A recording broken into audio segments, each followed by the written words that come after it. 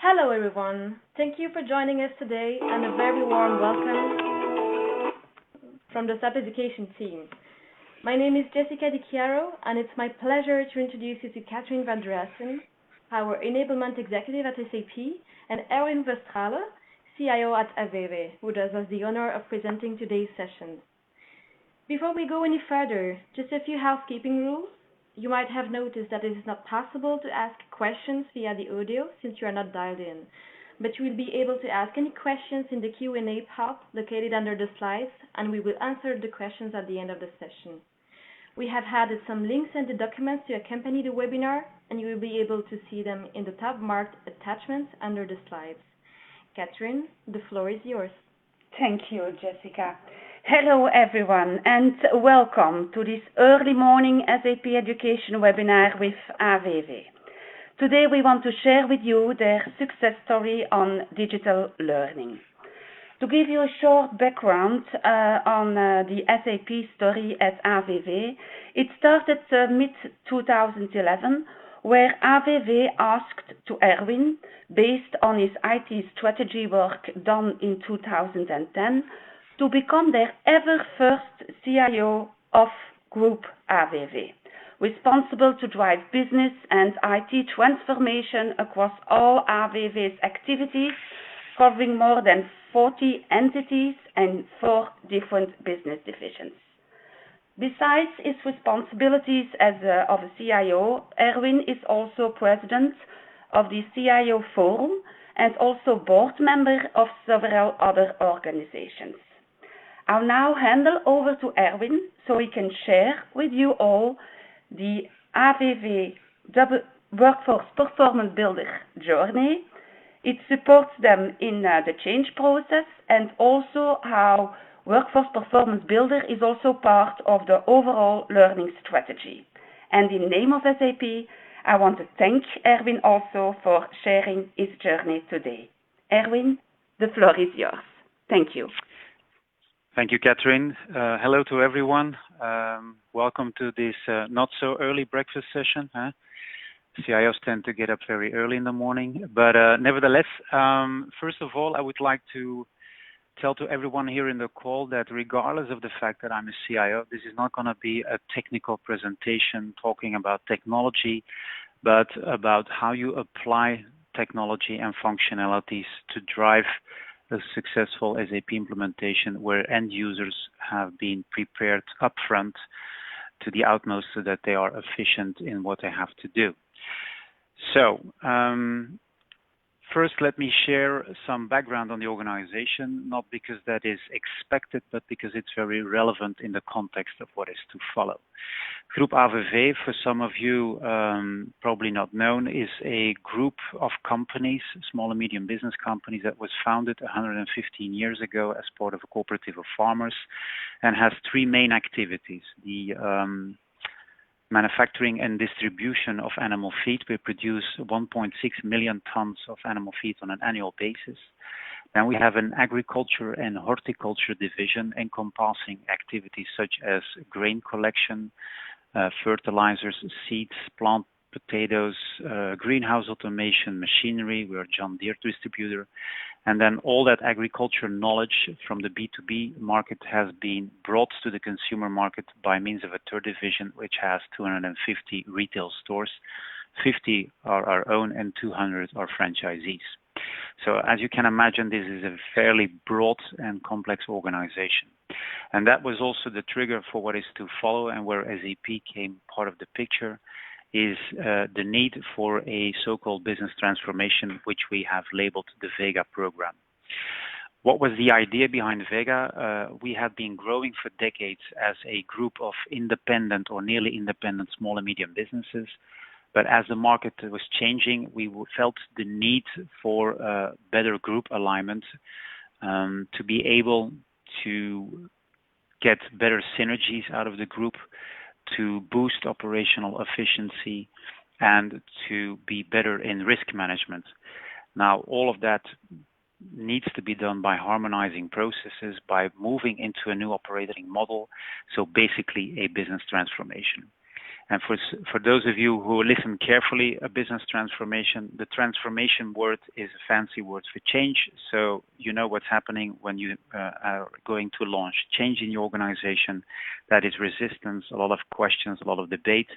So how do you deal with that? So change management is a very important part of any business transformation. And since platforms such as SAP drive business transformation from a functional perspective, it has to be embedded in any kind of an ERP endeavor. As we say, ERP is not about implementing a piece of software. It's about changing how your organization works. So, and there is something that we have come to understand when it comes to change management is that there is a reverse relationship between where you put the focus on and what everybody cares about. Because if you start a business transformation, a lot of effort is put on explaining why do we do this. And I think that makes sense. It makes sense to do that, but you have to be honest here, only 10% of your organization really cares about that. More people are interested to know in when is the change going to happen.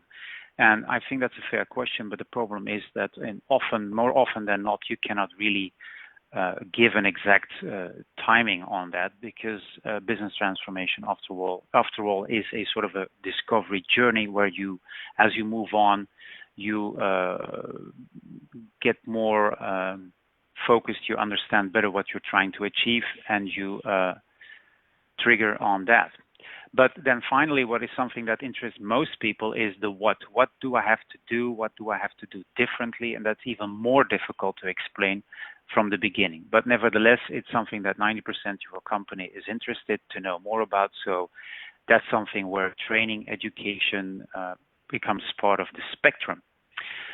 So when we realized that, we said, okay, what in terms of training, what are the challenges we face? And they were very numerous. First of all, we are an organization that is scattered around the country. In Belgium, we have over 160 locations, physical locations in Belgium, plus 250 stores, 260, and then even some activities abroad. Because we are a group of small and medium businesses, most of these organizations have very few people in them.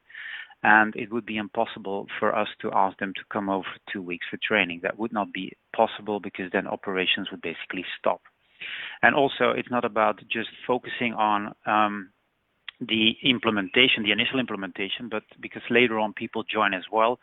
And what you do want to avoid is that those new people do not get the same training as the ones who were on board during the transition to SAP, and thereby downgrading knowledge in the organization on how you're supposed to work.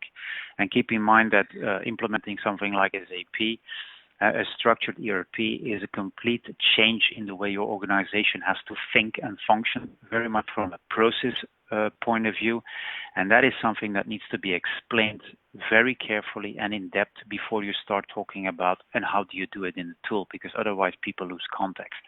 And if you do not embed that in a training program for people who join later, you can be 100% sure that if you look at your user adoption 5 years later down the road, that it will be a horrible figure and a horrible situation to look at. So how do we deal with that? Well, that's where I started to steal some creative ideas from others who are smarter than me in terms of training. Our entire training approach is focused on blended learning and flipped classroom. The blended learning is about how do you blend online and offline training capabilities. We're 2016, I think that's fair to do. And the flipped classroom was about how do you make sure that people get the best absorption of all the content. And we learned from, by example, listening to the CEO of the Academy of Khan, an online learning platform that started when somebody had to explain something to two cousins who were living on the other side of the United States, and he put them those explanations online, and everybody started to react on that, and then from there on. But the flipped classroom is basically, normally, I think we're all acquainted to that. You go to school, you sit down, you try to shut up, and you listen all day long to a teacher who is trying to explain you something. Then you go home with a bag of exercises, and you try to recreate the knowledge based on what you have learned in class using the exercises, and at the end of the day, you can figure out whether you got it or not. The flipped classroom is about, let's do the theoretical part online before you come to class, and let's focus in the class on training in group with peers who are in the same situation. And it turns out that becomes a much richer learning experience than the old approach. And that is basically what we have done. So we're using e-learning for the theoretical part, the things where it is not, let's say, an added value to sit in a class all day long, but when they come to the training sessions, the group sessions, they can play with the software, they can interact with peers, they can ask questions, and that combination turns out to be a better learning experience. So, how is our blended learning approach built up? So you have the pre-phase go live, so all the efforts that are done before a company goes live on SAP, and then the post-phase go live. The e-learning is the first step, as I explained, explaining you what is SAP, how does the interface work, what all these buttons for, and a couple of other things, generic concepts like what is master data and why is it important, how is our organization structured in SAP, all these kind of things. You don't have to be in class for that. It's something you can follow at your own pace using e-learning. But, and that's where the little guy stands, the coach, it is a prerequisite before you're basically allowed in the class sessions. So if you haven't done your e-learnings, and we can check that, of course, by all kinds of dashboards, then you're basically not allowed to show up in class because you're not prepared. You just can sit there, watch the ceiling all day long, but it doesn't bring added value, nor for you, nor for the coach. The e-learning and the coaching have to prepare you and your team for acceptance testing. And acceptance testing in our company means that the organization who is going to go live on SAP has to formally accept the solution as it functions by stating, yes, this is what we need. Yes, this is the way we can work and do our job.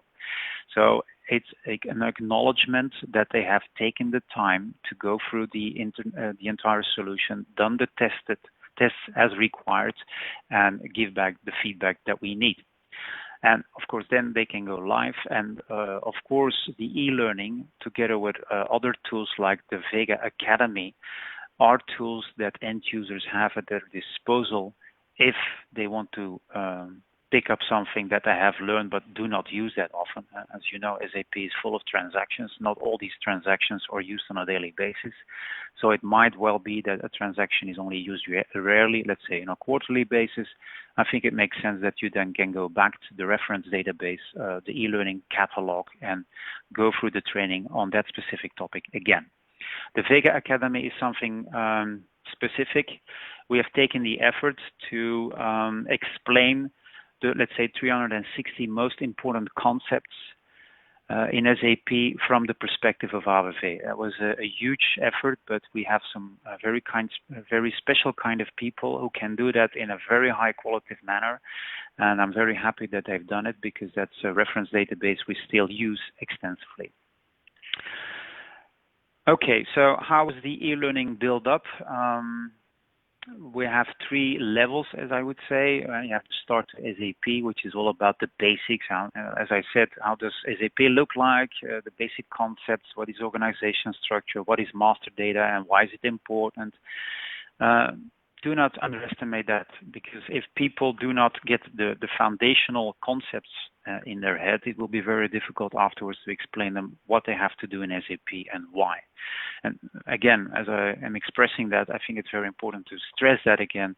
It's not just a question of you have to do it like this, but the why. Why am I supposed to do it like that? Keep those 2 things together. And then gradually you evolve into more, let's say, specific modules or specific processes if they would be needed for a specific activity. We try to, of course, avoid that as much as possible. We're not going to implement 60 different ways of working. That's not what the Vega as a program is all about. But of course, as you have learned by means of who we are as a group, we are very diverse in activities.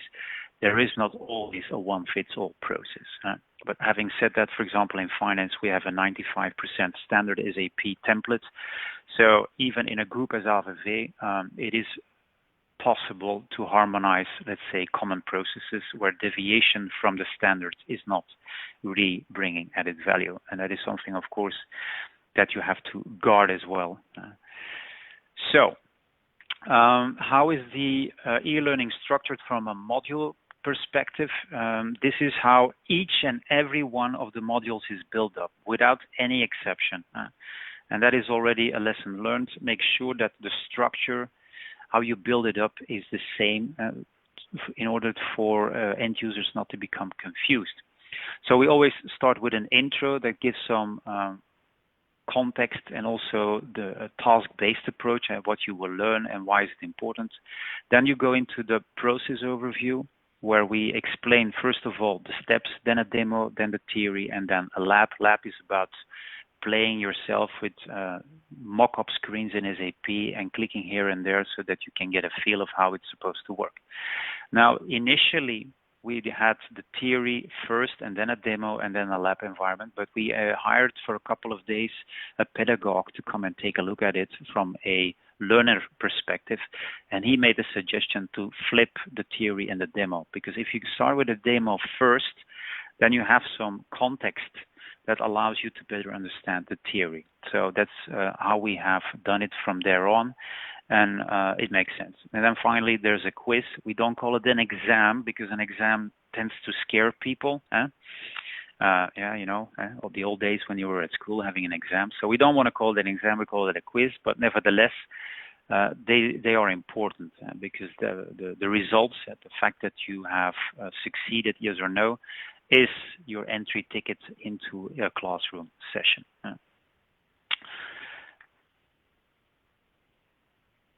So a little bit more on why did we choose SAP Workforce Performance Builder? Well, we had started with an initial training module, and we had done that using traditional tools from Adobe. We did that deliberately because we first wanted to feel the potential for this kind of an approach, and we were happy with the results, the output. Everybody was fairly enthusiastic about it all, but it was very labor intensive. So we knew, okay, if we have to scale up, keeping in mind all the modules we still have to build, then that is not going to be, first of all, efficient. It's going to cost us a lot of money and a lot of time. So we were looking for something that could speed up the process of building training material. We also wanted to use reusable components. As I said, we try to be very strict on how we build up a learning module. And of course, if there is an opportunity to reuse components, that is, of course, very interesting. The vision of tasks, which is about, okay, you have all kinds of people working on this kind of projects, and they all can provide valuable input for training, like, for example, consultants can be part of that. You have a dedicated e-learning team who can do that. You have people from the training department who can do that. So you have to have a platform that allows you to separate all those tasks. We are a multilingual company. We have to support at least 3 languages, and we wanted to avoid having to rebuild everything from scratch for every single language. So WPB allows you to do that by recording once in a language with screens, let's say Dutch, and then you say to the tool, do it again, but now in French, and you don't have to do a single bit yourself. It's done automatically. Things we are exploring, it's not just recording and then creating an e-learning out of that. It also generates a lot of what we call basic documentation, like a PowerPoint template, but also a Word document with the screenshots in it. It can even generate a file that contains the data you have typed in, so that can be used for test purposes later on. And that is something that we try to embed more and more in the projects we do, where, let's say, SAP consultants are asked to use the tool to generate a basic set of documentation. We have also created, in the meantime, modules, training modules outside of the scope of SAP, so we use it also for other platforms. Something we still have to deploy is in-context help for SAP users. It's called the SAP Navigator, which allows you to build a sort of a pop-up screen that if you go into a transaction and you don't know really anymore how it was supposed to work, you click on a sort of a panic button, the screen pops up and says, hey, you want to do transaction XYZ, fine, it's those 10 steps you need to do, and for the first step you go to field X and it puts you in that field. So it's basically taking your end user by the hand and guiding him or her through a transaction that he or she is not currently using a lot. And of course, we also want to keep track on how people are progressing through the several modules, how much % of the entire track they already have done, how many people are on track, so that we can give that feedback to the local management teams by saying, listen, if you want to go live and you want to be successful and you want to avoid that your people are drowning in understanding how SAP is supposed to work, then you have to make sure that they do the proper training. Now, keep in mind, and Catherine can correct me later on if I'm wrong in the meantime, but it's not SAP Workforce Performance Builder is not a full-blown learning management system, but you can export content from WPB into a LMS standard format like SCORM, if I'm not mistaken. So, what have we learned? A couple of things I would like to share with you. First of all, it's about iteration. Don't think that you will be spot on from day one. It's about learning, adapting. As I said, we even hired a couple of experts to come and take a look. Don't be afraid to do that unless you have a very solid, mature training department. Most companies don't have the in-house know-how to do this right from day one. And even there are agencies out there who can help you doing it. We just, I motivated a young team of people who worked very hard on making it happen. They saw the opportunity, they took it with both hands, and then they evolved and created this set of wonderful training sessions and training modules. Now, keep in mind that the first thing you have to do is not starting to make recordings. The first thing is to take a blank piece of paper and think this through. How are we going to structure? What is our audience? What do we need to pass on in terms of knowledge? How do we split up between basic and then advanced topics? How do we see each module? What is the structure? What's the flow? All these kind of things, you have to think that through. You can use design thinking for that. You can then do brown papers. You can put a million post-its on the wall. It's all valid, but think it through and make sure you have a plan, because otherwise you will find out pretty soon that you will have to redo a couple of things. Very strict on structure, look and feel, navigation. If you have things like forward and back buttons, well, make sure that they're always on the same location, not to confuse an end users. Provide voices that are pleasant to listen to. We even invested in that because there's nothing so boring than having to listen to a voice that is not pleasant to listen to. It's a cost, yes, it's a cost, but I think it will boost user adoption and, let's say, the time people are willing to concentrate on what you're telling. We have found out, and I've had a discussion a couple of years ago when I gave a presentation on this on the VNSG user group in the Netherlands, that a 20 to 30 minute time frame for one learning session is the maximum in terms of keeping the focus of your end users. Because, okay, it's after all, you're watching a screen, you're listening to people that have been recorded. Now, I have been told by that person that it's more 20 minutes than 30 minutes. So I would certainly advise you not to go beyond 30, but try to keep it to more to 20 than to 30. What we also found out is that certainly in the initial training sessions, that certification provides an element of competition. People were very proud when they had their first Vega certificate, and people were even happy, put it on the wall by claiming that they had passed the exam. So it's sort of an expression of, okay, we're all scared of SAP, but we have managed to go through the training session, and now we are certified, so we feel more confident that we're going to be able to work efficient and effectively in the tool. Other lessons learned. Yes, let's say the more or less the baseline of this slide is less is more. Try to avoid that you are going to stuff everything you think that is relevant in screens, in modules, and so on. Keep it to standard flows. Keep in mind that this is part of a flipped classroom training and a blended learning approach. The sophisticated stuff, the tricky things, the exceptions, what have you, those are part of the in-class coaching sessions where you come together. The e-learning part is about understanding the fundamentals, make sure you get up to speed with concepts, and that you don't lose time with them when you're in a class. Also, do not try to put too much on your screen. Of course, it has to be relevant. Images can be powerful, but make them meaningful as well. And if you are doing audio, the audio has to be an added value compared with what you have on the text. If audio is just repeating what's on the screen, then it doesn't make any sense. And keep in mind, who is your target audience? People who are doing order intake, or other people than accounting people, and so on and so on.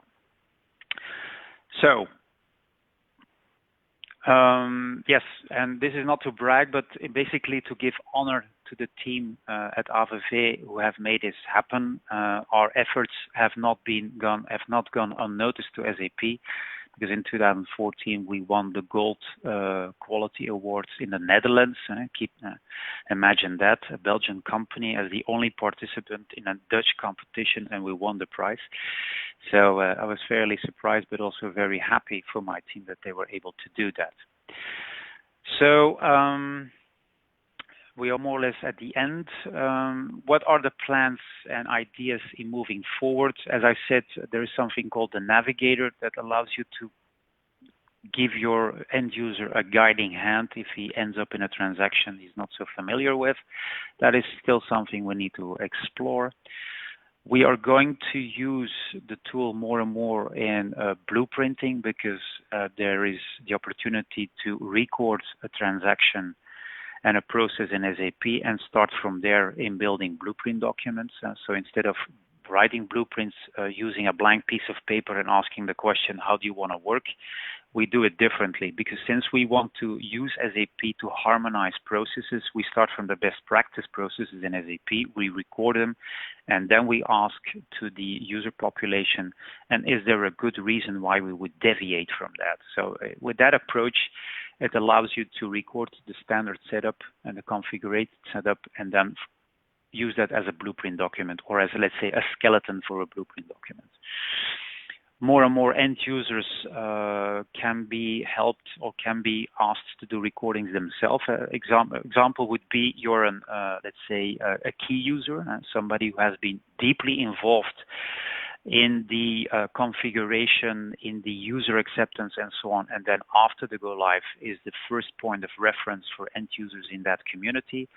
Well, if he or she has been asked a couple of times the same question, well, he or she can make a recording out of that and make that available to the community at large.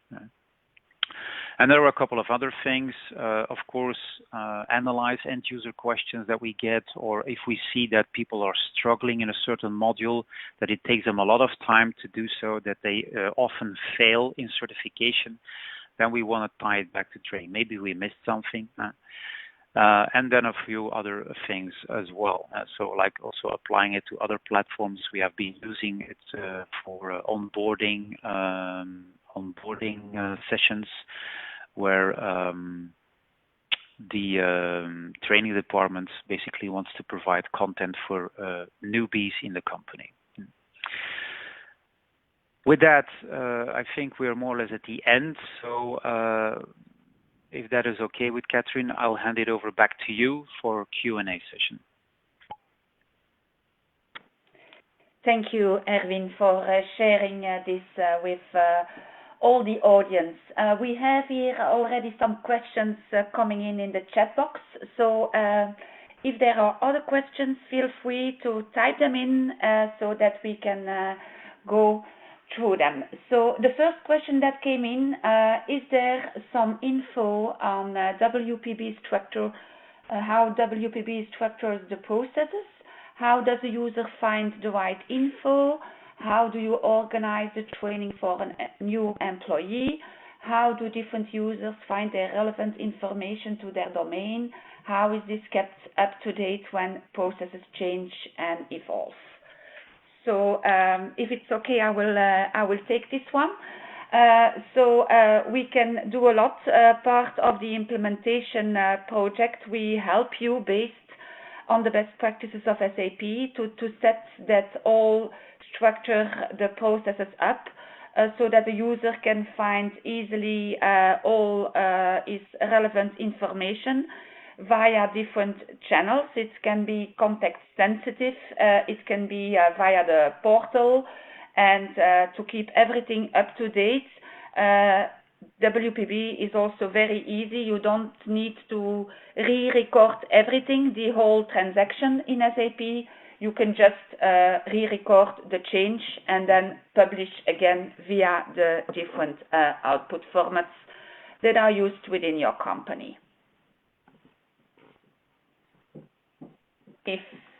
I hope this is a clear answer. I think in the context of AVEVE, we have provided different angles based upon, let's say, process angle into SAP. Okay, I'm doing finance, or I'm doing procure to pay, order to cash, and then we also have an angle linked to the individual company by saying, oh, these are the processes that you need to master.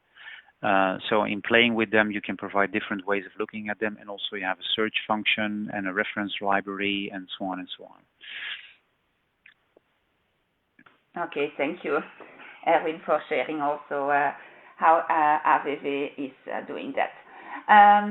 Then I have the second question that's more related about the organization. So we understood now during the presentation that within AVEVE, the Vega project is mostly supported by the IT department. Can you also share with us the role of the HR as in this transformation? I think this is one for you, Erwin. Yes, that's a very good and valid question. Now, I think that the person who's asking that has some insights on how we work or have worked in the past, or how the project has started. Let me say that from day one, we have always been very clear that the Vega program was about a business transformation, so that it was not about replacing old platforms or implementing new platforms. That was just an enabler, a tool to drive a business transformation. Now, having said that, in the beginning, it's not a very straightforward exercise to have everybody on board, certainly not in the complexity and the broad scope of our organization. That is something that needs to grow over time. At the time when we started, there was also no central HR department at group level that could be part of the team to join us. So the change management efforts were mainly driven by a change management team in the program, driven by IT. It would have been better if HR department would have done that, but they were not available. And the only HR people that were there were doing payroll processing. So let's say the more softer parts of HR were at that time not around.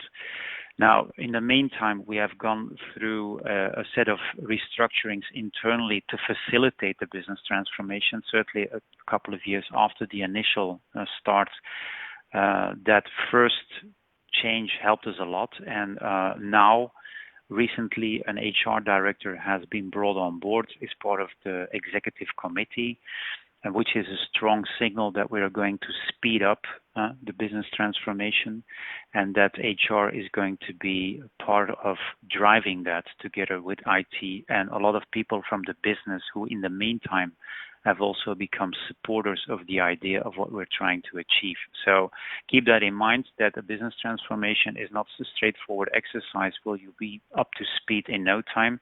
Certainly not if you start at a moment when there is no burning platform and everything looks peachy and cool. Then a lot of people go like, and why the heck are we doing this? It's easier if you have a burning platform, but then of course you don't have the time always to do it right. So it's a double-sided sword. But to to summarize basically the answer to what the question is all about, yes, if HR is part of the journey, then that is always a better option. Certainly, if it is about retraining, about competencies, about change in the organization, that is something that, in terms of credibility and trustworthiness, is better done by HR and not by IT. Thank you, Erwin, for clarifying this and sharing this with us. We have other questions coming in, so I will pick up the next one. How many users does you have, Erwin? 750. That's the total number we're looking at. And then the next one, what would you say was the proportion between change management pre-projects and blended flip classroom periods? Yeah. Can you give... So what was the proportion? I'm trying to understand what the question is all about. Yes. Yeah. What would you say was the between change management pre-project and blended flip classroom? If the question is, okay, in the overall change management efforts, what was the, let's say, the part for blended flip class blended and flip classroom training? I think most of the change management was around training and blended learning. We spent some time on communications, but most of the time was focused on training because that's the most valid part for end users. It could be that I have the question wrong, but that would be my initial response. Yeah. And then we have a next one in the same question. So WPB experts are SCORM compliant, so we confirm this. I will go over the next one. How can access to WPB site can be secured? Do you have the option to log in using username and password?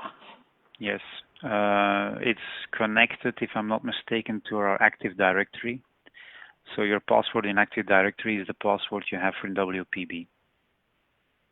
And then all the rules of your Active Directory in terms of password reset and so on apply. Thank you, Erwin. And then we have the next one on the multilingual recordings.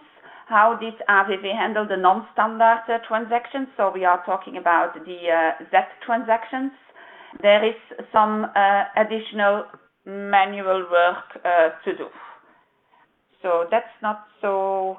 I will take this one. So normally when you do a transaction, even it's a standard or it's a Z transaction, it's the same. So WPB will recognize also the Z transactions.